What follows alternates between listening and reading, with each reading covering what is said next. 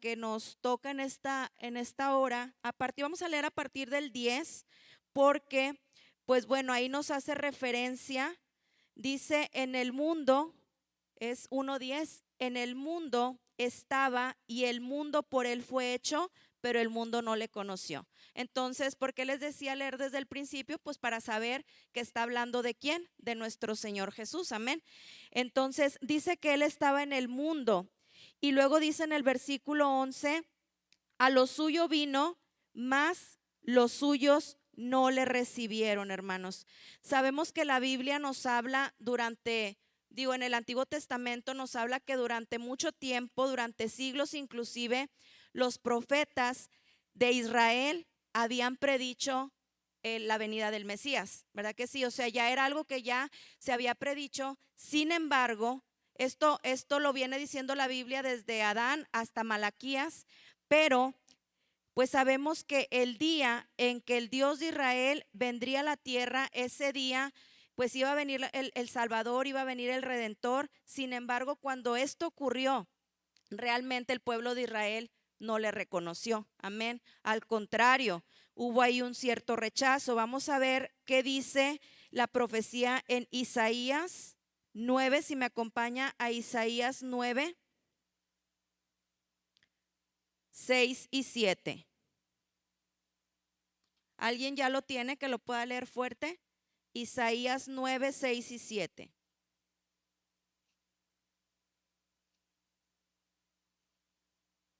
Amén. Adelante.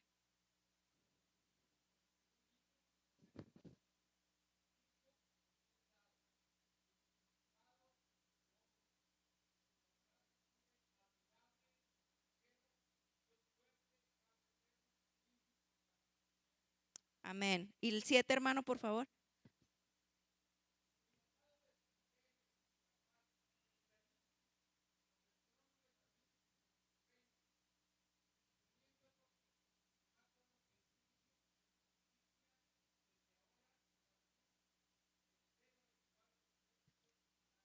Amén. Esta es una hermosa profecía, hermanos, que ya estaba, pues, obviamente desde el Antiguo Testamento.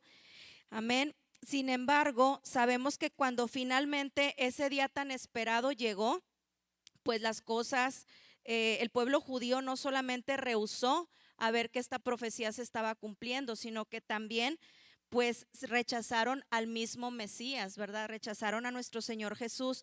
Entonces, la nación de Israel en ese tiempo vemos que estaba hundida, en una profunda oscuridad espiritual, porque ellos no estaban reconociendo que la luz del mundo realmente estaba junto a ellos, porque sabemos que nuestro Señor Jesús es la luz del mundo. Vemos que el apóstol Juan escribe ahí en el versículo 9 lo que leímos hace ratito. Voy a regresar ahí a nuestra cita base. Vemos que ahí en el versículo 9 habla precisamente de esto. Dice, aquella luz verdadera que alumbra a todo hombre venía a este mundo. O sea, es una confirmación. Sabemos que platicaba con una persona en la mañana y le decía, realmente la Biblia fue escrita por muchísimos hombres, ¿estamos de acuerdo? O sea, fueron muchos hombres a lo largo de la historia, sí, pero toda la Biblia, toda la palabra del Señor es inspirada por Dios. Antes no existía, yo le decía a esta persona, antes no existía como ahorita, ¿no? El WhatsApp o las redes sociales como para decir, pues se comunicaron entre ellos, ¿verdad? Se dijeron lo que iba a escribir uno, lo que iba a escribir otro, y realmente vemos que todo cuadra perfectamente, porque Dios es así, Dios es perfecto, amén. Entonces no hay contradicciones, hermano. La Biblia realmente, el Nuevo Testamento viene a mostrarnos que realmente todo esto se cumplió. Y dice el versículo 10, en el mundo estaba y el mundo por él fue hecho, pero el mundo no le conoció. Entonces, al momento que leemos el versículo 11, donde dice la primera parte, a lo suyo vino, sabemos que él llegó, como decía la profecía, directamente a su pueblo, a los judíos. Entonces, ahí esta es la forma en que se cumplía la promesa, pero dice, mas los suyos no le recibieron. Amén. Entonces, realmente es triste, ¿verdad? Es triste todo lo que nuestro Señor Jesús tuvo que pasar, porque pues sabemos todo lo que él recorrió, ¿verdad? Él estuvo desde predicando, desde compartiendo, pero luego tuvo que pasar un proceso difícil, pero era algo que ya estaba escrito y era algo que se tenía que cumplir. A nosotros a lo mejor se nos hace, pues sí, algo triste, pero era algo necesario, era algo que ya Dios así lo había estipulado, era algo que ya estaba, ¿verdad?, en la palabra, y era algo que pues se cumplió, y que gracias a eso que nuestro Señor Jesús pasó, el día de hoy podemos estar aquí. Amén. El día de hoy el Señor, pues bueno, nos da este regalo tan maravilloso de la salvación, y sabemos que es por gracia, ¿verdad? No porque nadie de nosotros, hermanos, lo merezcamos. Dice la palabra que no hay justo ni siquiera uno, sino solamente nuestro Dios. Amén. Entonces, aunque no lo merecíamos, pero de todas formas, Él tomó esta decisión de morir. Yo busqué lo que significa la palabra Mesías, amén, porque pues habla la Biblia de un Mesías. Y el vocablo Mesías viene del hebreo Mesía, que significa ungido. Y el vocablo hebreo Yeshua es Jesús en griego, significa salvador o liberador. Entonces, si combinamos las dos palabras, es decir, Mesías con Yeshua, significa aquel que es ungido por Dios para salvar o liberar al pueblo. Eso es lo que significa. Entonces, las profecías del Antiguo Testamento claramente indicaban la venida de este Mesías. Entonces, aquí la pregunta, hermanos, es ¿por qué los judíos lo confundieron? ¿Por qué si ya estaba escrito? ¿Por qué si era algo que ya estaba profetizado? ¿Por qué entonces ellos lo confundieron? Y pues bueno, sabemos todo lo mal que lo trataron, hasta llegar a crucificarlo. Pero era él en aquel en el que se cumplían todas esas promesas. Entonces nosotros quizá no nos podemos explicar, ¿verdad? Solamente el que vivió ahí, ¿verdad?, sabe qué fue lo que pasó, pero quizá nosotros podemos decir, es que si yo hubiera estado ahí, yo hubiera hecho, yo hubiera dicho, yo hubiera, pero sabemos que por ahí en el hubiera no existe, ¿verdad? Entonces las cosas pasaron así por algo. Entonces yo decía, ¿por qué? Me he preguntado, no sé si usted se lo ha preguntado, ¿por qué nadie hizo algo, verdad? ¿Por qué no hubo un valiente, verdad? ¿Qué fue lo que dijo Poncio Pilato? Dijo, yo me lavo las manos. Él sabía que Jesús era inocente. Él sabía que que en su sangre no había, en su vida no había pecado, ¿verdad? Pero, pues bueno, volvemos a lo mismo. Así ya estaba escrito. Entonces, investigando un poquito, bueno, ¿por qué entonces los judíos no creyeron en Jesús o no creyeron que Él era el Salvador?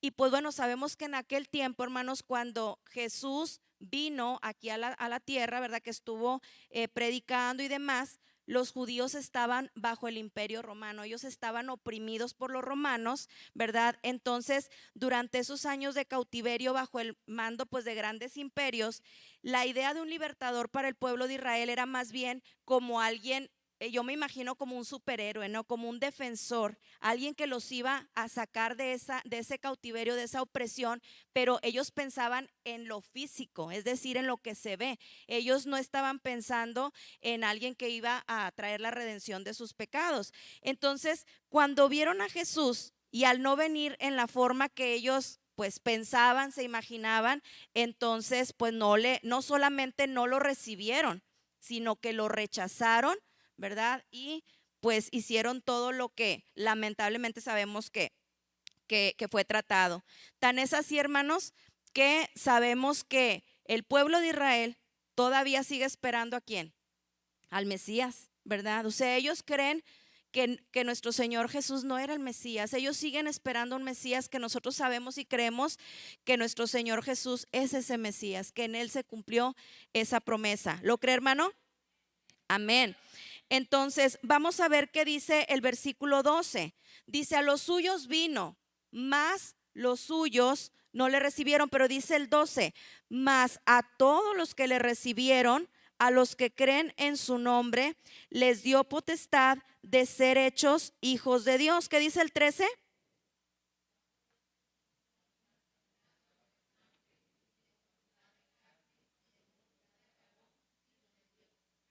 Exactamente, hermano. Esto que acabamos de leer es una maravillosa noticia. ¿Lo cree? Porque dice Juan en estos versículos, el apóstol Juan dice que todos aquellos que recibieron a Jesús, ¿cuántos de aquí, levante su mano, ha recibido a Jesús? No sé si hay alguien que viene por primera vez. Levante la mano quien ya recibió a Jesús y que Jesús forma parte de su vida. Todos, hermanos, gloria a Dios, gloria al Señor, porque todos los que estamos aquí hemos recibido a Jesús.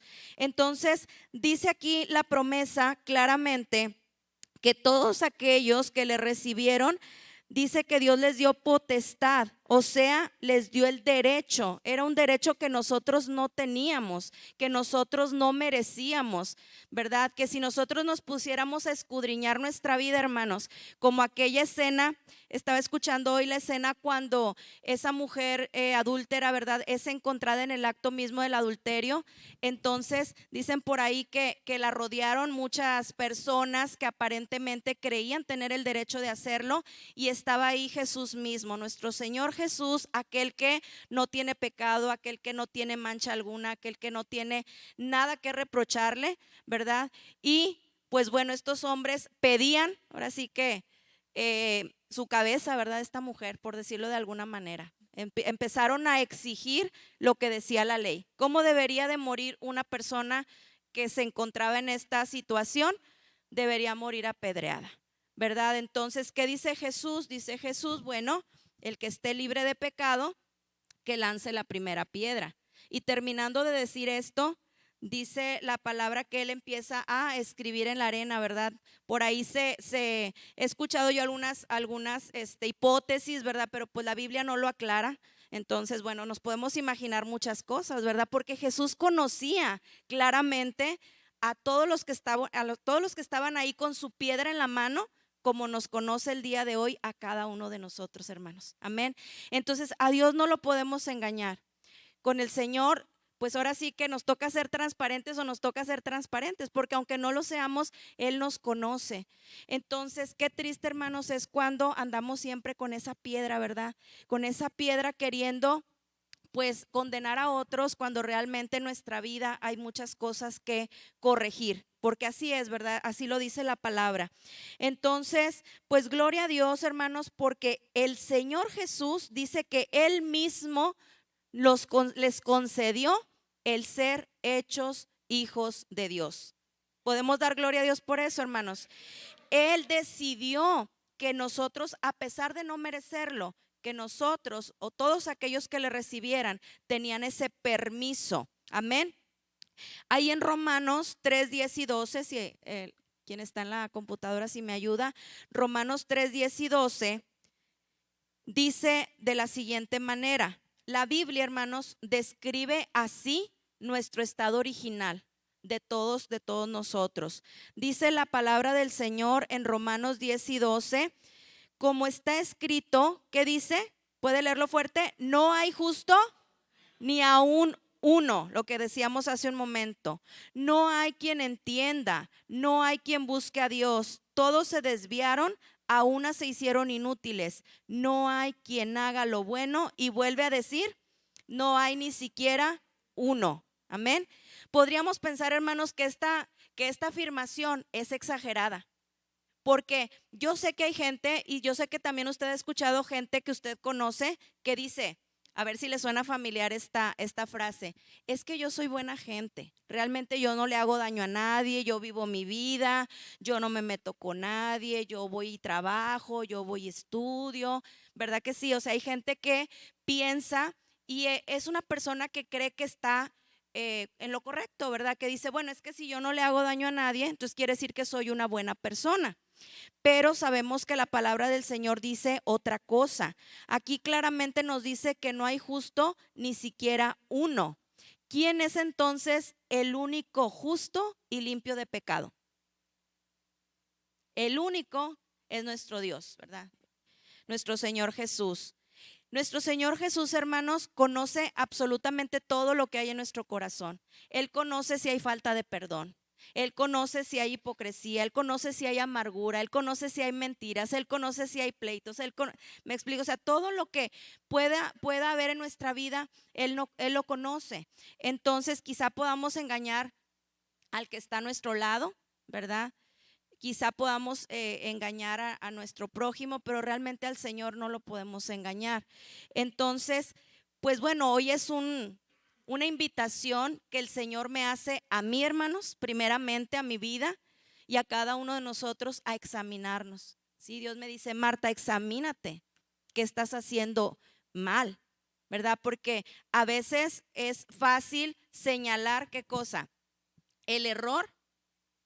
Digo, no es bueno apuntar, ¿verdad? Pero es fácil señalar los errores de otros y a nosotros mismos, pues, híjole, hasta nos cuesta, ¿verdad? Cuando te dicen algo y, caray, ¿a poco sí yo dije eso? ¿A poco yo hice eso? ¿A poco?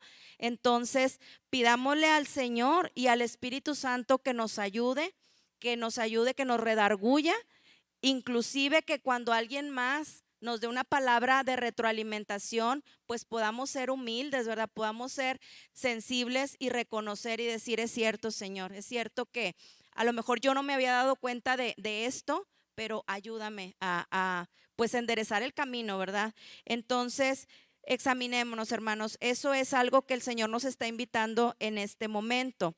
Para nuestro Señor Jesús, esta obra de amor que consistió en morir en esa cruz, porque Él llevó pues nuestro castigo, hermanos, en esa cruz por todos nuestros pecados. Realmente quienes merecíamos esa muerte éramos cada uno de nosotros, pero Él decidió tomar nuestro lugar para que nosotros no sufriéramos de esa condenación eterna.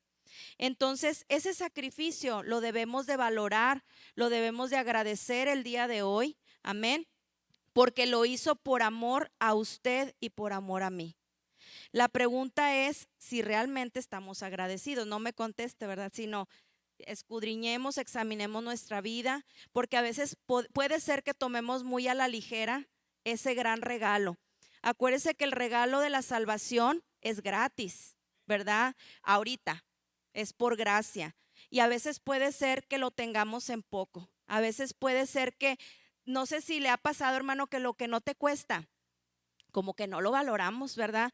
Como que decimos: bueno, que al cabo me lo dieron. Inclusive eso pasa en cualquier ámbito, ¿verdad? En lo secular, a veces es preferible como que ponerle un precio a las cosas para que la persona que lo tiene diga: pues me costó, ¿verdad?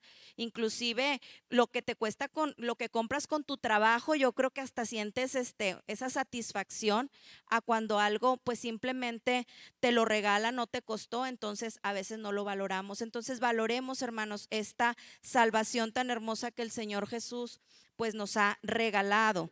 En los versículos anteriores hemos visto que a todos los que creyeron, a los que recibieron al Señor Jesús, dice que Él les dio potestad de ser hechos hijos de Dios. ¿Cuántos podemos decir hoy? Repita conmigo: gracias, Señor Jesús, por tu sacrificio que hiciste por mí. Amén. ¿Cuántos hijos de Dios hay aquí agradecidos? Todos estamos agradecidos.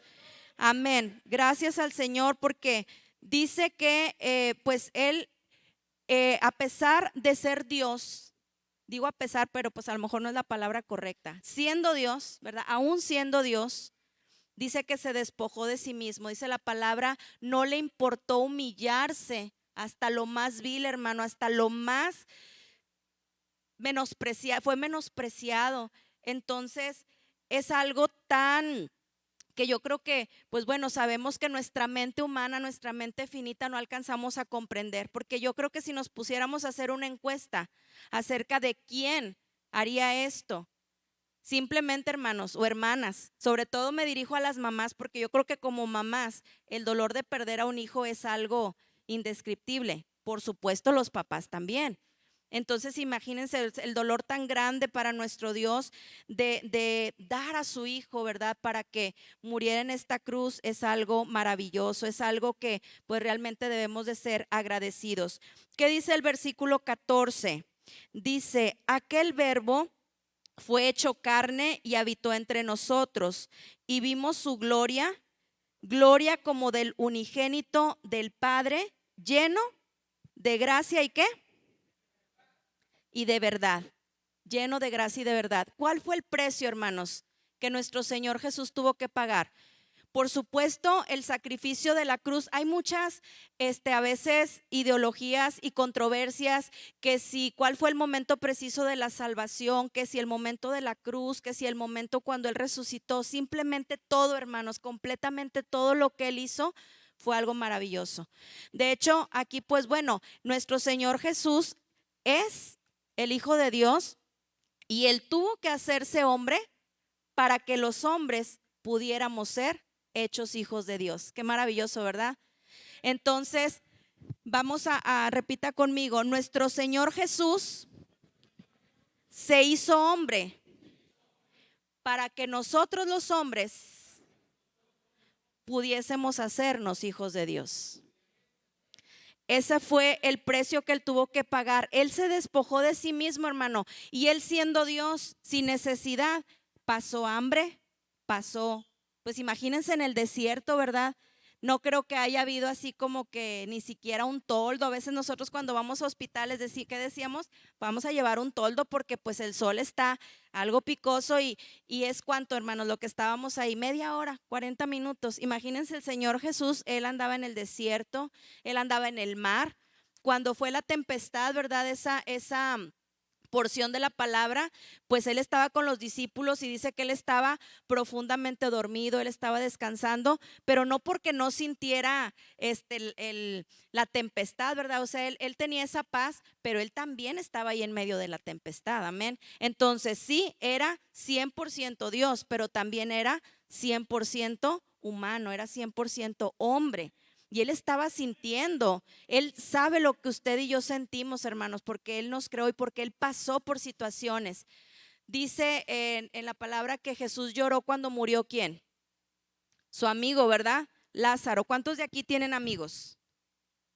Todos tenemos amigos, tenemos familia, tenemos hijos, ¿verdad? Entonces, si le pasa algo a tu hijo, a tu amigo, a tu familiar, te da tristeza, por supuesto, y nuestro Señor Jesús sintió tristeza. Sintió esa tristeza tan profunda que dice que derramó sus lágrimas, dice que Él lloró. Entonces, es la prueba más fehaciente de que Él sentía así como nosotros sentimos cada una de las situaciones difíciles y demás. Claro, también sentí alegría, por supuesto, ¿verdad? Él estuvo en una boda, vemos muchas historias, ¿verdad? Donde él disfrutaba estar con sus amigos, disfrutaba estar con los discípulos, pero también historias donde él, pues como esta que les comentaba, que estaba triste, cuando también él sintió que ya iba pues a ser crucificado, ¿verdad? Él sabía el momento, porque pues él ya lo sabía. También dice la palabra del Señor que, ¿cuál fue su acción? Ponerse a orar, ¿verdad? Fue un momento difícil. Entonces, ese es el ejemplo que el Señor nos da, que cuando pasemos por alguna situación tan estresante, porque imagínate, era demasiado el estrés que él sabía que iba a vivir, entonces el ejemplo que nos da es arrodillarnos, es buscar a Dios. Ahorita acabamos de pasar por este proceso de ayuno, yo creo que fue de gran bendición, ¿lo cree, hermano? Porque dice la palabra, esta generación no sale sino con ayuno y oración. Entonces, si la Biblia lo dice, pues claramente esa es la indicación directa de nuestro Señor Jesús. Sabemos que nuestro Señor Jesús dio su vida en esa cruz, hermanos, pero no debemos de estar tristes. ¿Por qué? Porque no terminó la historia ahí. Sabemos que la historia continúa. Es más, esta historia, dice la Biblia, bueno, no dice así, ¿verdad? Pero es como cuando dicen, esta historia continuará. O sea, todavía nosotros estamos esperando una promesa que el Señor hizo. El Señor prometió, ¿verdad?, que iba a resucitar. Y resucitó al tercer día. El Señor prometió que iba a volver. Entonces, todos los que estamos aquí estamos esperando esa venida. Amén. Porque sabemos que Él va a cumplir. ¿Cuántos pueden dar gloria a Dios por eso? Y entonces Él resucita, hermanos, y Él entonces asciende, dice la palabra que está a la diestra del Padre. Pero también dice la palabra que nuestro Señor Jesús, que nuestro Dios es omnipresente, ¿verdad? O sea, no porque esté a la diestra del Padre, pero también está con cada uno de nosotros. Y cuando fue consumada esa obra redentora en esa cruz, nuestro Señor Jesús habló con sus discípulos y les dijo, es necesario que yo me vaya, porque entonces vendrá el Consolador. Sabemos que el Consolador también es Dios, hermanos. Entonces yo leí el día de hoy algo que me impactó mucho, que es cierto, es algo que a lo mejor ya sabemos, pero que a lo mejor no lo hemos reflexionado. Bueno, al menos yo no lo había reflexionado de esa manera. En el tiempo de nuestro Señor Jesús, el Señor Jesús estaba físicamente ahí con los discípulos. Entonces para ellos, yo me imagino que fue muy triste cuando el Señor les dice, bueno, es que ya llegó la hora, ¿verdad? Empieza como a prepararlos y les dice, ya llegó la hora, es necesario que yo me vaya. Dice la palabra que pues más de uno se puso triste, ¿verdad? Y empiezan a hacerle preguntas y les dice, pero no estén tristes, no estén tristes porque les dejaré, ¿verdad? Al Consolador. Entonces, hermanos, en aquel tiempo sí, el Señor Jesús estaba con sus discípulos. Para donde iba el Señor Jesús, también iban los discípulos. Que si vamos a subirnos a una barca, que si vamos a predicar en una montaña, que si la alimentación de los 5,000, etcétera, etcétera. Tantos lugares. Cuando dice la palabra que iba aquella mujer con flujo de sangre que iba detrás del Señor Jesús, ¿verdad? Toca al Señor Jesús. Entonces nuestro Señor pregunta, ¿quién me ha tocado? ¿Y qué le dicen los discípulos? Señor, pues mira, tanta gente, ¿verdad? Y tú preguntas quién te toca, pero nuestro Señor sintió que había salido poder de él, por eso él hace esta pregunta. Y tantas experiencias que los discípulos vivieron junto al Señor Jesús, ¿verdad que sí? Pero ¿qué pasa después? Ellos se quedan muy tristes y el Señor les da una indicación, les dice, quiero que estén, que permanezcan como unánimes cuando yo me vaya. ¿Por qué? Porque había una promesa también ahí que se iba a cumplir y era el derramamiento del Espíritu Santo. Entonces lo que yo leía era esto: en ese tiempo el Señor Jesús estaba físicamente, estaba con todos ellos, pero Él hace esta gran obra redentora, Él asciende al Padre, Él resucita, asciende al Padre, después viene el Consolador y ahora el Consolador está con cada uno de nosotros, hermanos, en nuestro interior, en cualquier lugar, ¿verdad? O sea, usted puede estar en su casa, usted puede estar en su trabajo y el Consolador está ahí con usted para redarguirle cuando sea necesario, para consolarle, para sanarle, hablando interiormente, a lo mejor espiritualmente, para lo que nosotros necesitemos. Nuestro Señor Jesús nos dejó al Consolador. Entonces, hermanos, no todos, solo por nacer, se puede decir que son hijos de Dios. No sé si he escuchado gente que dice, es que todos somos hijos de Dios. Sí, allá afuera se dice esta frase, todos somos hijos de Dios. Sin embargo, no es así. La Biblia claramente nos dice, somos creación de Dios, porque Dios nos creó. Pero para ser hechos hijos de Dios, aquí claramente dice en el versículo 12, vamos a leerlo fuerte, el 12, mas a todos los que le recibieron, ¿qué más dice?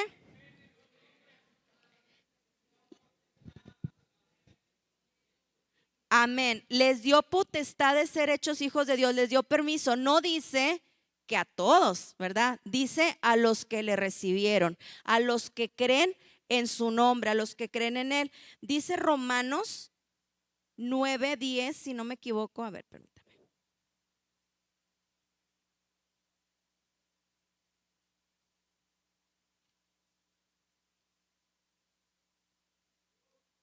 Aleluya. Romanos 10:9, discúlpeme. Romanos 10:9, 9 y 10 dice que si confesares con tu boca que Jesús es el Señor y creyeres en tu corazón que Dios le levantó de los muertos, serás salvo, porque con el corazón se cree para justicia, pero con la boca se confiesa para salvación. Entonces es necesario creer y es necesario confesar. Por eso todos los que estamos aquí hemos tomado una decisión y con nuestra boca en algún momento hemos confesado que el Señor, ¿verdad? Pues entra en nuestra vida, le hemos pedido que nos perdone, nos hemos arrepentido. De hecho, algo que Dios ponía en mi corazón, porque yo decía cuando estaba preparando esto, hermanos, yo decía, bueno, realmente si no hay ninguna persona, ningún alma nueva, ahorita por eso yo hacía la pregunta, ¿verdad? Si ya todos habíamos recibido a Jesús, entonces yo decía, Señor, entonces, y el Señor decía, bueno, es que quizá hay quien se tenga que reconciliar. Yo no sé, ¿verdad? O sea, cada quien escudriñemos y analicemos nuestra vida, porque sí, pues a lo mejor ya alguna vez tomamos esta decisión, pero realmente recapacitar y decir, Señor, ¿qué estoy haciendo? ¿Verdad? ¿Qué estoy haciendo hoy en día? ¿Realmente le estoy dando el valor a la salvación? Sabemos que estos son los últimos tiempos que estamos viviendo. Entonces, Señor, ¿qué es lo que tengo que hacer? Corrige mi camino, endereza mis pasos si es necesario. Amén. Juan dio testimonio de él en el versículo 15. Me voy a regresar ahí a Juan 1:15. En este versículo vamos a leer este versículo. Dice: Juan dio testimonio de él y clamó diciendo: este es de quien yo decía, el que viene después de mí es antes de mí, porque era primero que yo. A simple vista, si lo escuchamos con, pues, literal, por decirlo así, si lo leemos literal, sabemos que el Señor Jesús y Juan el Bautista, porque ella está hablando de Juan el Bautista, pues eran casi de la edad, ¿verdad? ¿Se acuerda cuando habla por ahí de que estaba embarazada la mamá de Jesús, ¿verdad? Y aún, pues hubo ahí una situación donde, ¿cuántos se llevarán de diferencia? ¿Alguien sabe, hermana Berta? 6 meses, ¿verdad? O sea, al contrario, ahí Juan el Bautista es mayor, ¿verdad, Michelle? 6 meses que Jesús. Entonces, ¿por qué dice, este es el que yo decía, el que viene después de mí? Es antes de mí. O sea, no lo está tomando obviamente literal. Él está dando en todo caso esa gloria, él está dando a entender esa superioridad, esa deidad de nuestro Señor Jesús. Si leemos ahí el versículo 27, ahí mismo en Juan 1, dice: este es el que viene después de mí, el que es antes de mí, del cual yo no soy digno de desatar la correa del calzado. Entonces, estas palabras las pronuncia pues Juan el Bautista, reconociendo que no era, él no se sentía ni siquiera digno de ser siervo de Jesús, porque él sabía que Jesús era el Hijo de Dios. Entonces, pues bueno, era el Mesías esperado, era una confirmación más por parte de Juan el Bautista de que Jesús era el Mesías. Entonces, lastimosamente, pues hubo el pueblo judío, pues no lo reconoció así. Me acompaña a leer versículos 16 y 17. Ustedes leen el 16 y yo leo el 17, donde nos habla tanto de la ley como de la gracia. Sabemos que en el Antiguo Testamento prácticamente todo se basaba conforme a la ley, ¿verdad? De Moisés, pero en el Nuevo Testamento, gracias a la venida de nuestro Señor Jesús y gracias a ese maravilloso regalo que por gracia nos ha dado, dice la palabra que, bueno, la gracia viene de nuestro Señor Jesús y la gracia es un favor que nadie merecíamos. Amén. ¿Me ayuda a leer el 16?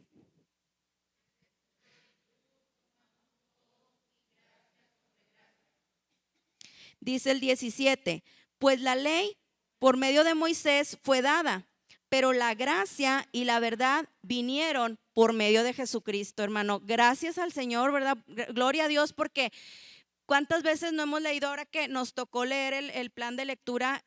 Volvemos a leer Levítico y a poco no, hermanos, es así como bien minucioso, ¿verdad? Todos los sacrificios. ¿Cuántos han leído Levítico? Donde viene el sumo sacerdote tenía que hacer de esta manera y tenía que llevar el animalito de esta manera. Era algo tan, yo me quedo pensando, digo, para los que vivieron en esa época, ya me imagino, no, porque trae un defecto, entonces va para atrás. No, porque tiene que ser macho cabrío. No, porque tiene que ser cordero perfecto sin ninguna mancha. No, porque cada año tienes que regresar otra vez a hacer el sacrificio. Entonces, imagínese, hermano, dice en el Antiguo Testamento, esta primera plenitud, porque habla ahí en el versículo 16 de la primera plenitud, que es la abundancia, ahí se manifestó por medio de la ley de Moisés. Amén. Entonces ahí pues se trataba de un favor inmerecido que todos los judíos recibieron de Dios. Pero ¿qué relación hay entonces entre la ley de Moisés y nuestro Señor Jesús? Porque en aquel tiempo se empezó con esa obra redentora, se sentaron las bases para lo que estamos viviendo el día de hoy. Pero ¿quién vino a consumar? ¿Quién vino a terminar? ¿Quién vino a perfeccionar? ¿Quién vino a completar perfectamente esa obra? Nuestro Señor Jesús. Amén. Esto pues lo vemos ahí en el Nuevo Testamento. Entonces, ¿qué fue lo que pues se cumplió en aquel tiempo en la vida de este profeta de Moisés? Él trajo la ley de Dios al pueblo judío mediante, ¿qué cosa? Los 10 mandamientos. Claro, entre otras cosas, ¿verdad? Es solamente un ejemplo. Moisés fue quien les dio instrucciones precisas a los sacerdotes en el Antiguo Testamento acerca de lo que tenían que hacer para la remisión de pecados. Dios directamente le hablaba a Moisés. Entonces, por eso en el Antiguo Testamento se consideraba a Moisés como el profeta, pues el más grande, ¿no? El profeta de profetas. Para lograr este propósito, los sacerdotes tenían una serie de rituales, entre los cuales se incluían el sacrificio de animales para el perdón de pecados de todo Israel, incluyendo los propios pecados del sacerdote. O sea, realmente el sacerdote era quien ofrecía el sacrificio, pero no era una persona sin pecado, no era una persona sin mancha, porque si así fuera, hermanos, entonces nunca nadie hubiera podido hacer esos sacrificios, ¿verdad? O sea, realmente no había una persona que no tuviera pecado. El día más sagrado en el calendario judío era el día de la expiación, que consistía en la remisión de pecados por medio de la sangre de becerros, de machos cabríos, de carneros. Esto lo vemos ahí en Levítico. Entonces el sumo sacerdote tenía que ofrecer todos los años, año con año, la sangre de machos cabríos, de corderos, para que Dios perdonara tanto su propio pecado como el pecado del resto del pueblo de Israel. Y esto lo tenía que repetir cada año. Imagínense, hermanos, tantos años, o sea, y realmente se llegó inclusive a caer, ¿cómo podríamos decirlo?, en un conformismo o en una chiflazón, no sé cómo llamarlo, porque pues el pueblo de Israel seguía pecando. ¿Por qué? Porque decía, no, pues bueno, que al cabo peco y voy y ofrezco sacrificio, peco y voy y ofrezco sacrificio. O sea, realmente era algo que pues ya ellos habían caído como en ese círculo. Pero a partir de la obra redentora en el Nuevo Testamento de nuestro Señor Jesús, es el propio Señor Jesús, el unigénito de Dios, quien se ofrece a dar su propia sangre para el perdón de los pecados. Era sangre limpia, era sangre sin mancha, era sangre agradable a Dios. Nuestro Señor Jesucristo, siendo el Hijo de Dios, no tiene que ofrecer, hermanos, sacrificio cada año, ¿verdad que no? Gloria al Señor, porque el sacrificio que Él hizo, ¿sí? Ese lo hizo una sola vez y para siempre. Gloria a Dios. Entonces él no tenía, a pesar de que nuestro Dios pues es el sumo sacerdote en aquel tiempo, pues bueno, en el Antiguo Testamento era en repetidas ocasiones. Ahora, con este sacrificio que nuestro Señor Jesús hizo, fue suficiente para salvar a toda la humanidad de todos los tiempos, claro, siempre y cuando nos arrepintamos, ¿verdad?, de nuestro pecado, porque pues bueno, hay un precio también que nosotros debemos pagar. O sea, se dice que la salvación es gratis, sí, hasta cierto punto, pero es necesario arrepentirnos de nuestro pecado, amén, creer en Él, porque, hermanos, fue un precio muy caro el que nuestro Señor Jesús pagó en esa cruz. O sea, Él decidió despojarse, Él decidió dar su vida. Amén. A él no le importó. Yo creo que pues como humano sufrió, como humano le costó. Que dijo el Señor Jesús: Señor, Padre, si es posible, pase de mí esta copa. En el fondo, hermano, sabía que le iba a doler. En el fondo sabía que no iba a ser fácil, pero decidió aún así hacerlo. Pero ¿sabe qué, hermanos? Nosotros, o para nosotros, esa salvación es gratis y es inmerecida. Sin embargo, Él decidió, aún así, aunque no lo mereciéramos nadie, Él mereció darnos ese regalo tan hermoso, y a eso se le llama gracia. Por eso ahorita leíamos en el versículo 17, pues la ley por medio de Moisés fue dada, pero la gracia y la verdad vinieron por medio de Jesucristo. Amén. Entonces podemos decirle: Señor, gracias, porque aunque no lo merecía, ¿verdad?, aunque no lo merecemos, pero tú decidiste darnos esa salvación. Amén. Gloria al Señor. Y pues bueno, por último, acompáñenme a ver ahí el versículo 18, que se fue el tiempo muy rápido. El versículo 18 dice: a Dios, vamos a leerlo todos juntos, a Dios nadie le vio jamás. El unigénito Hijo que está en el seno del Padre, Él le ha dado a conocer. Amén. Aparte de nuestro Señor Jesús, que es el Hijo de Dios, que también es Dios, pues dice que nadie más lo ha visto. Amén. sea, una cosa es que a Moisés en el Antiguo Testamento Dios le hablara directamente y le diera las instrucciones de lo que iba a escribir en las tablas, de las instrucciones de cómo hacer sacrificios, pero pues nuestro Señor Jesús directamente dice que nos lo ha dado a conocer porque Él es Dios, ¿verdad? Porque Él sabe, hermanos. Entonces, quien escribe este libro, este evangelio, es el apóstol Juan. Amén. El discípulo, ¿qué? Amado del Señor. Sí, o sea, él escribe este evangelio de una manera muy especial, dando ciertos detalles muy especiales. Y pues bueno, sabemos que aquí de alguna manera el apóstol Juan ilustra también la superioridad de nuestro Dios, de nuestro Señor Jesús, por supuesto sobre Moisés y sobre cualquier otro profeta. No hay punto de comparación. Entonces, él quiere que nos quede muy claro, ¿verdad? Este sacrificio que hizo por amor, hermano, por amor a cada uno de nosotros. Le invito a que se ponga de pie, para pues hacer esta oración, hermano, donde pues pese a que realmente nosotros, hermano, hemos cometido errores y pecados, ¿verdad? Porque hay que decirlo así, ¿verdad? Con su nombre. Una cosa es un error, una cosa es un pecado y claramente pues debemos arrepentirnos de nuestros pecados. Amén. Le pido que incline su rostro ahí donde está en su lugar. Le pido que cierre sus ojos, hermano, hermana, si alguien quiere pasar al altar, y que piense en esta hora, hermano, en ese regalo tan hermoso, en esa gracia inmerecida de Dios hacia nosotros, hermano, porque realmente nadie lo merecíamos, pero Él decidió darnos ese regalo de la salvación. Amén. Todos con sus ojos cerrados. Nosotros, hermanos, somos seres insignificantes, capaces de cometer tanta maldad, hermanos, que no merecíamos nada, y aún así Dios nos ama. Lo único, hermano, que el Señor nos pide es arrepentirnos de nuestro pecado y sobre todo creer en Jesús, que Jesús es el Cristo, que Jesús es el Hijo del Dios viviente.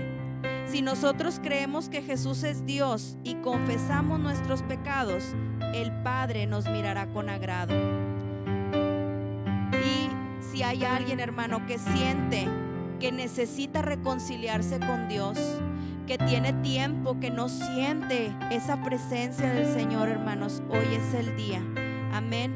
Ahí en su lugar, aquí en el altar, donde usted quiera, pero dígale: Señor, gracias, porque tú eres admirable, como veíamos en la palabra. Tú eres el príncipe de paz, tú eres nuestro consolador, tú eres nuestro consejero. Tú diste la vida en esa cruz por amor a nosotros, y ahora, Señor, queremos agradecerte lo que tú hiciste, pero queremos también ponernos a cuentas y que nos hables hoy. Ahora quizá nos toque callar un poco para escuchar a Dios lo que quiere decir directamente, y al Espíritu Santo en cada una de nuestras vidas y en cada corazón. Amén. Así dejo el lugar.